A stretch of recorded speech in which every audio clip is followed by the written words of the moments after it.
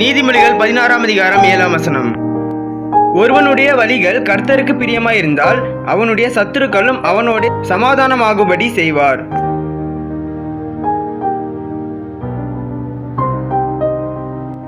Proverbs chapter 16 verse 7. When the Lord takes pleasure in anyone's way, He causes their enemies to make peace with them. Amen.